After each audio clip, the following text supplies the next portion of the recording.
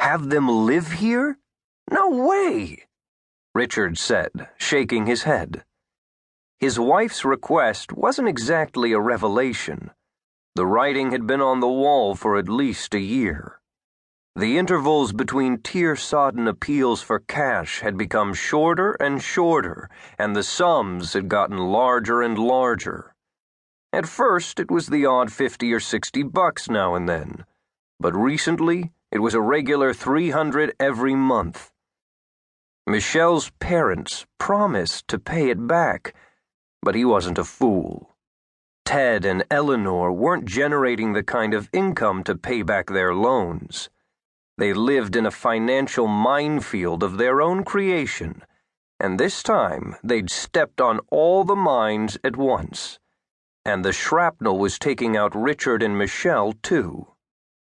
It was so unfair. After 5 years of marriage, he and Michelle had just gotten themselves straight. The mortgage payments were manageable at last. The credit cards and student loans were paid off. They'd limped along for years with their old Corolla while they'd saved because they didn't want another loan on their credit report, and they'd bought the new Honda with cash. They'd achieved all this through careful money management and sacrifice. He was so proud. They'd come so far. They were just starting to live the life they'd promised themselves when they got engaged. That was what made his in-laws' screw-up so much more galling.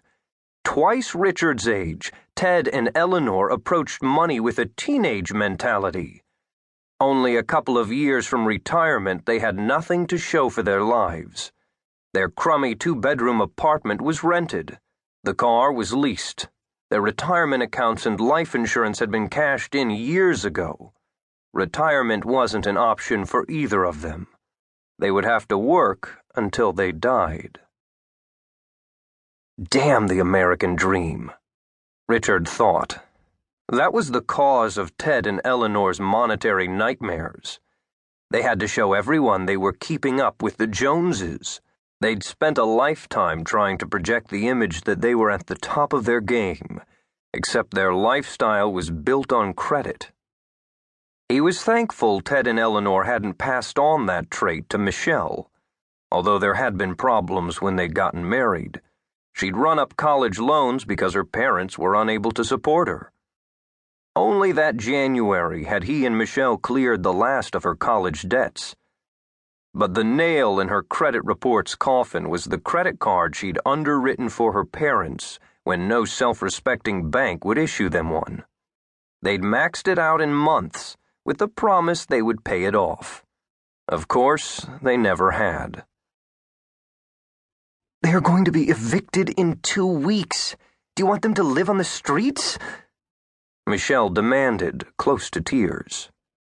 They're adults. It's not my problem, is it? Richard! He snorted, getting up from the kitchen table. It wasn't like she disagreed with him. She hated what her parents had put her through. But none of that counted when parental guilt was in full effect. He leaned against the wall and crossed his arms. You really want them to live here? It won't be so bad. Why don't you want them here? Because this is our home, yours and mine, and no one else's. They may be your parents, but they're still strangers to me. I would never feel comfortable with them here. I would feel like I would have to be on my best behavior. I could never be myself. He sighed. He realized that our sex life would be over. Michelle frowned. Oh, Richard. It would be, you know. I couldn't make love with them in the next room. Is that all you're worried about? No, it isn't. It's just one thing. I don't want to be paying for a home that your parents will be getting more out of than I will. Don't you mean we? The house we're paying for? My parents getting more out of it than we will? Richard snorted again.